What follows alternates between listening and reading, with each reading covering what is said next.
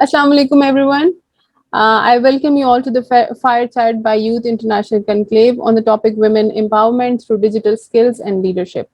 What are digital skills? Digital skills starts with the early hands-on exposure to technology to build girls' interest and confidence. Typically, complementing technical skills, training with soft skills, engaging role models, and creating structured linkages to the labor market through internship and job placement program to have positive outcomes. We have with us Karima Khan. Karima Khan is Assistant Manager, Data Analysis, Marketing and Communication at Accelerate Prosperity. Thank you so much, Karima, for taking time out and being with us today. A pleasure. Karima, this is your current designation that I mentioned. I would like you to now talk about yourself, a little background, and your work. What do you do, and what is Accelerate Prosperity? So, first of all, Saba, thank you so much for having me. It's an honor. I'm Karima Khan, and I'm originally from Chitral, KB, Pakistan. And currently, I'm working with Accelerate Prosperity, which is a global initiative of the Khan Development Network. We usually work in now 4 countries: Tajikistan, Kyrgyzstan, Afghanistan, and Pakistan, to work, enabling entrepreneurship for sustainable development and economic inclusion with a special focus on youth and women. So nice. It's so good to hear from you, especially a woman who is working for women empowerment. Karima, what do you see? How do you see women empowerment? What do you have in mind when we say women empowerment? And the digital skills that we talk about, does that add up to women's stability in the society? Saba, I would like the personal story of why I started working, for economic inclusion. When I was working previously with the Human Rights Commission of Pakistan, I went on a mission to Chitral to see what are the reasons of, female suicides in the region, because they were alarming. And when we went there as part of the mission, we understood and then we came to know from the community that one of the reasons is that they did not had any opportunity to work, although like they were educated, but there were really less, job opportunities or like economic inclusion. When I came back from that, mission, I had this thought and I was like, hey, I want to work where women do not just seek job, they create job. And also, like, if you want to see any society prosper, it comes through job creation and then sustainable development. So that is how I started working with Extra Prosperity Pakistan. And also because I highly believe that women will be empowered if they have economic independence, if they're financially independent. And in order to be financially independent, you need to have digital literacy. You need to be up to date with all the current, situations, and then all the current, skills that are needed. If you look at LinkedIn's top 20 soft and technical skills that are needed, like normally the top ones are digital skills, and then the soft skills are communication and negotiation. So if we do not empower women digitally, they can never be financially independent. If they're not financially independent, they are not empowered.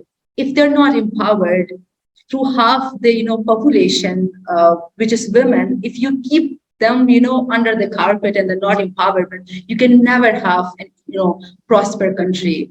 So I think these all are so interlinked. So if you want to see Pakistan prosper, women have to be empowered. That's very true. I truly believe in that as well.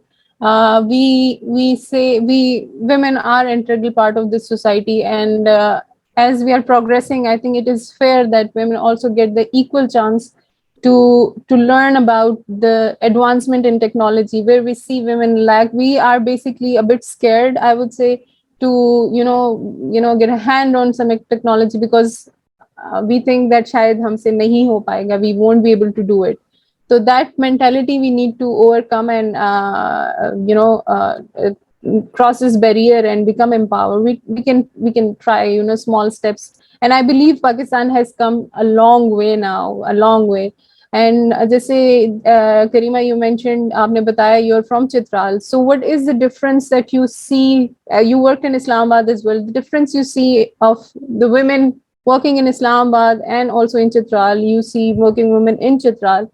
What is the difference, and what makes that difference basically? So, firstly, there are not a lot of job opportunities for women in Chitral. So you will mostly see women from Chitral migrating to other cities and working. There was one reason I came to Islamabad because I did not have like any good position to work in Chitral. So Okay, having makes said sense. that, Hmm.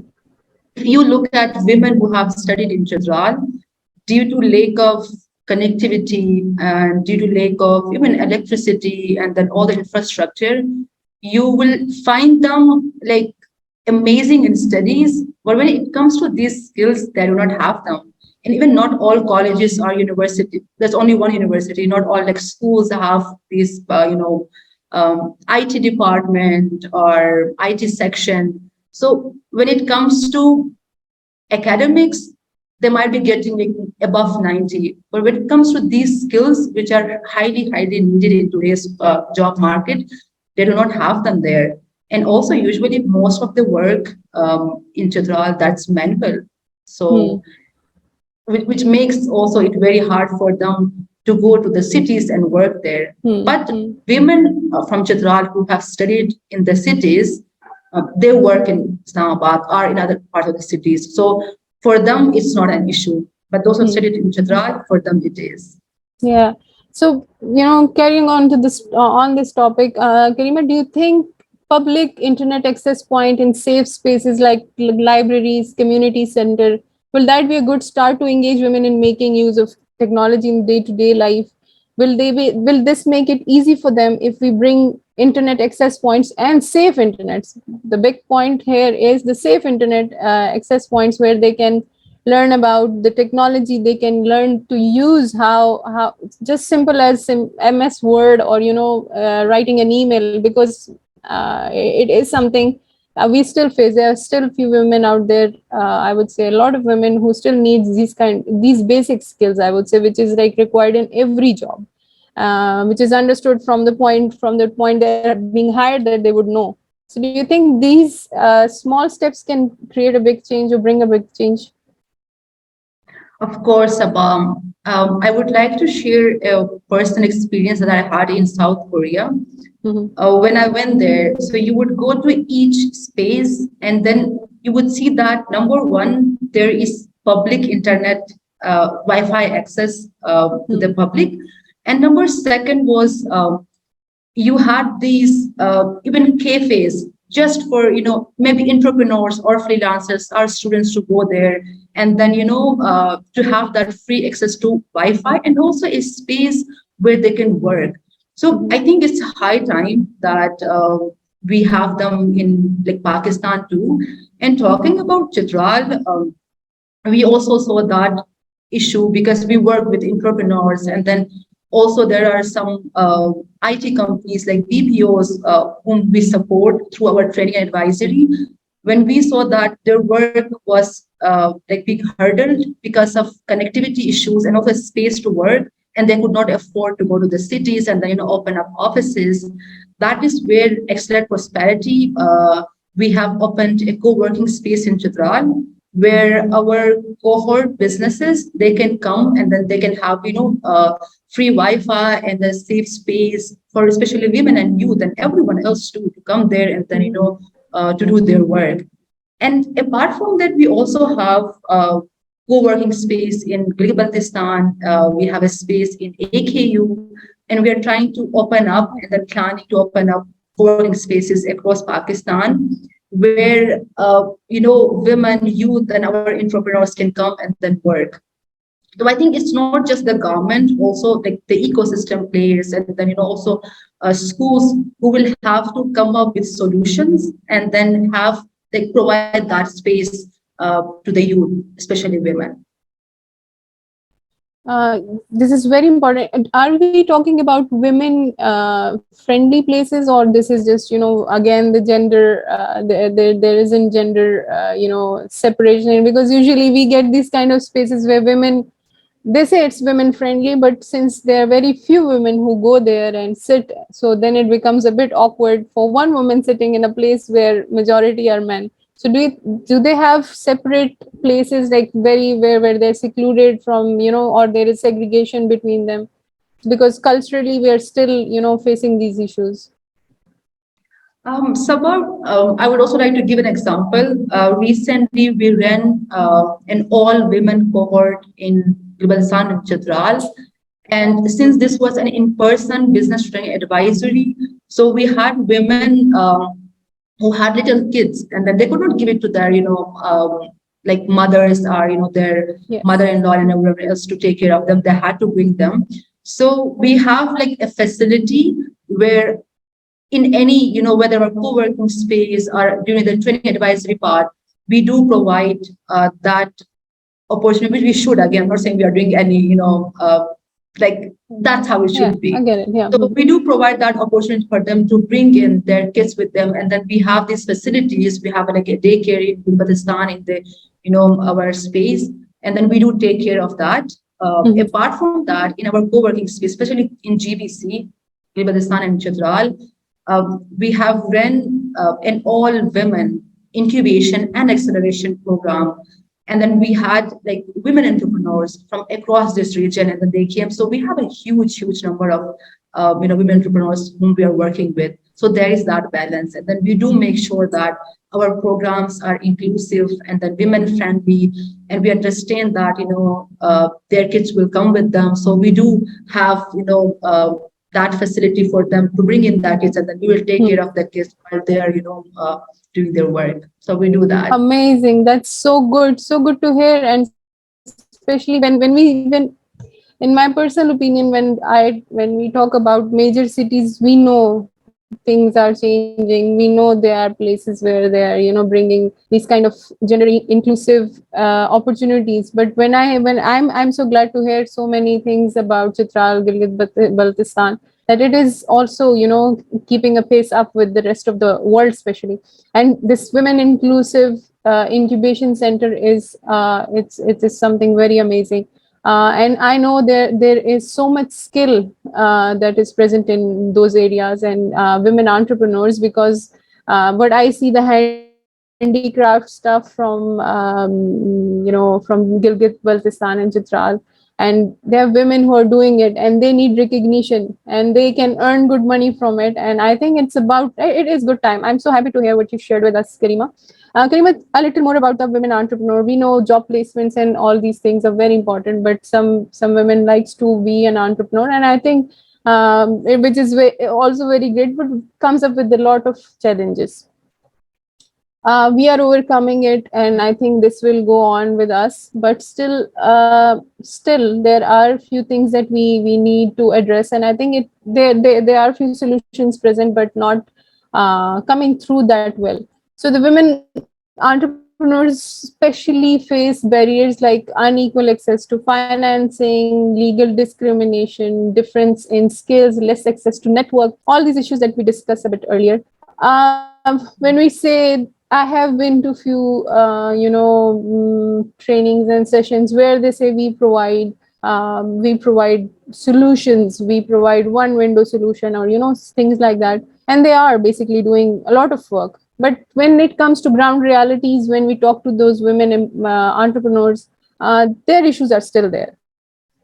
They cannot. What do you think, being so in touch with the women entrepreneurs, being in this business, being in one-to-one conversations and one-to-one interactions with them, what is that solution that is lacking, that government needs to take, and especially in the area which are still underdeveloped and still needs a lot of government help? What is your opinion about it? Sabah, when it comes to governments, what they have to do, my personal opinion would be when we see the policies that are made or the laws, we see that they're not women friendly. whether it comes to that, even a mother can never be the guardian. You always need your father's Yeah. name on your CNIC, although the mother gives birth. And then when it comes to like every other documents, we see that the government level in the policy level, there is an inequality, and that needs to be tackled, which is why we have organizations, and then we have women rights defenders across the country who are working towards that policy change, advocacy and research. And but at the same time, we also need our ecosystem players and the people who are working in the development sector, for them to make their programs or their organization inclusive and then women friendly. The good thing is that since organizations like AKDL, they want like that 50-50 ratio when it comes to job and then people working at organizations.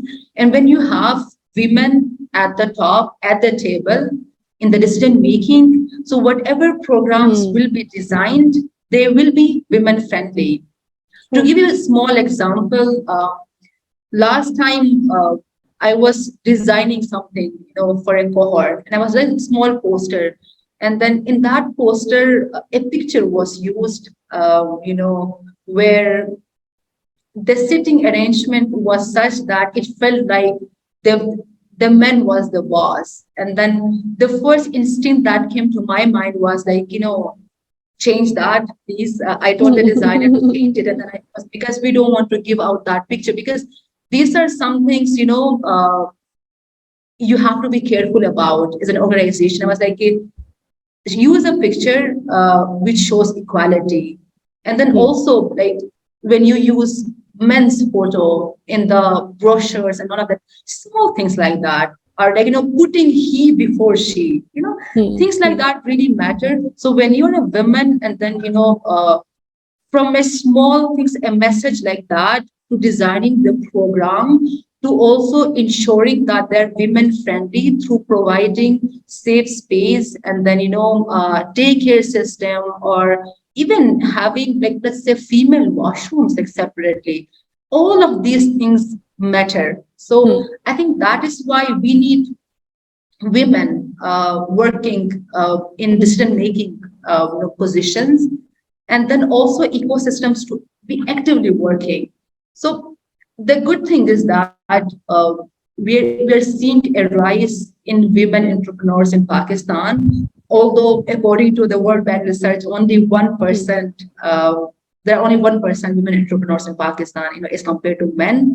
But we see a rise in the number. True. And I think that is because now Hmm. these entrepreneurship programs, and then also, in the ecosystem, you will see the programs to be inclusive. And that's what we try at Extra Prosperity.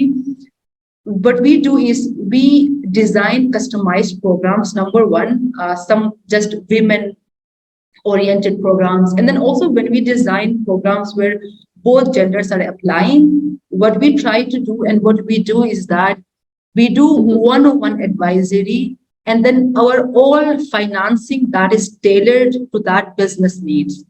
So whenever we are Hmm. giving a solution, a financial solution, we don't do it generalized. All businesses have access to. They're provided one business coach from Extra Prosperity, and that Hmm. business coach works with that. If it's a woman, with that woman entrepreneur, and try to find solutions and try to work on that business like exclusively. It's customized. It's not like कोई general सी आप काम कर रहे Hmm. हैं and then generic कोई solution दे रहे हैं. It's highly customized, whether it is Hmm. our trainings, our advisory, or that is our financing. I think that's what we take pride in, and then we try to better it every day, because we understand Hmm. जो solutions हम True. men के लिए देंगे, they will never be applied to women. So we need to work on that more. You're absolutely right. As you said, that we understand the point where you mentioned women entrepreneurs bringing their kids to the place they are learning, or they're learning the skills for entrepreneurship. these are the things that we face, then we know, and then we make policies accordingly. So when we have policy reforms done by women, they will definitely include women needs in it. And we are half of the society, we are sharing the society, and we need to have those places, those policies that benefit us as well. Now it's time. Karima, it was such a lovely interaction. You gave so much insight about how Chitral, Gilgit Baltistan is working and how much progress it's showing. And it's inspirational for all of us and the institutions that are working, which is very encouraging to know that there are people responsible, people who are taking initiatives. It's not just the people, general public, and they now realize that women are equal part of the society, and they need recognition, and they need to play their part in the progress of the society. Through your journey, Karima, what did you learn? What is the message you want to give to the girls, to the women who are going through? We go through a journey. We, overcome our problems. Today that you're sitting here, it wasn't. I'm pretty sure it wasn't an easy journey. You must have faced a lot of hurdles and barriers along the way. How did you overcome it, and what is your message to everyone who are facing it and they can overcome their issues? Thank you, Saba. No, it's this topic is something that is so close to my heart. Being a human rights defender, then I've also worked with human rights organizations, and then I personally believe that if we want to have a sustainable society, it needs to be a just society where every gender is respected, and then they have equal opportunities. Having said that, as you already said, the journey was not an easy, being a small girl from Chitral and then ending up to work in an international organization. It was not an easy journey. I had my own share of hurdles, but one thing that is still, it amazes me. When I went to my university, I was working, I was from a prestigious school in Chitral, like it was the best one in Chitral. And when I went abroad, and then in Chitral, we were thought to be the cream of Chitral, and then, like the doers and all of that. So we had this hype and everything. And when I went abroad, I came to know that I cannot even properly like do Skype meetings because I didn't even know that. So the IT literacy was like equal to zero. That is where it hit me that you can be good at academics, but you also need all these other skills if you want to be successful in your life. And it was such a hard because you had to compete, understand, and at the same time also learn these basic skills which my other friends had learned at a very young age. They grew up with iPads, they grew up with all these computers and everything. So like juggling with all of that, it felt overwhelming, but I think it's safe to say that I kind of overcame that. But not everyone gets that opportunity. I think I'm one of the privileged ones. So I would like to talk about all the 99% who do not get to go outside of their Chitral or any other rural areas. According to a recent research that I studied, there is a digital gap in Pakistan. Men have access to digital literacy more than women, and even women, small thing like SIM card. In the names of women, a lot of men get SIM card and then they use it. So a lot of these women, they are not aware of what's happening because they are so away from the digital world. And now, as we see, digital world is kind of becoming the world through metaverse and then all of these things. So you can never ever stay away from that if you want to be successful. Even things like today, if you want to know how to even use a pressure cooker, you have a YouTube for that. Like how to use it, like small things like that. Like you have access to all this information which is on these digital platforms. Women cannot access that because they are not digitally literate. I think that is a huge hurdle in women's position in workplace, because now everything is going towards digital. So we have really less manual work that's going on. True. And if True. women are not part of that, means that they're not going to become financially independent. True. Having said that, I believe that all of us needs to work together. It's not just the government. It's not just this human rights organization. It's not just the men or women or the ecosystem. I think it's everyone. When we all will play our own role, and when everyone will work together, I think that is where we will see a world which is women friendly, especially Pakistan. So I believe in working together, that Definitely. she for she, he for she, and everyone for everyone. I think Everyone. that should be the goal. Lovely. Such lovely words, Karima. And coming from you, since you have experienced it firsthand, so it means a lot. I'm pretty sure it's relatable to many girls. If I talk about myself, I cannot stand here and say I am everything. I have a fair share of challenges myself, and if I'm here and if I am being able to talk to you, or being able to sit in front of this camera and talking to you, and this is not me alone. I have what I would like to give out to all the people who are watching, men and women, girls and boys. It is, as you said, it can be done alone. We need to change the mindset. We need to support each other, and once you have that support, it's amazing. You can conquer a world, and give a woman that space as well. You will see how much she shines, how much she shows her skills, and she will, I think, she make you proud. And we ourselves want to keep our names also there with our other counterparts who are there with us for in our journey. And thank you so much for the lovely words, Karima. Thank you for your time. And I think we have talked about a good amount of discussion on this digital literacy and the importance of it. We cannot ignore it. It's about time that we start working about. And as you said, it's not just the government or just the people, it's everyone all together. If I can bring change in one person life, and I think I'm doing my part. So thank you so much, Karima, for today's interaction, and thank you for everyone watching this. I think you must have learned something from this conversation, and see you next time. Thank you. Allah Hafiz.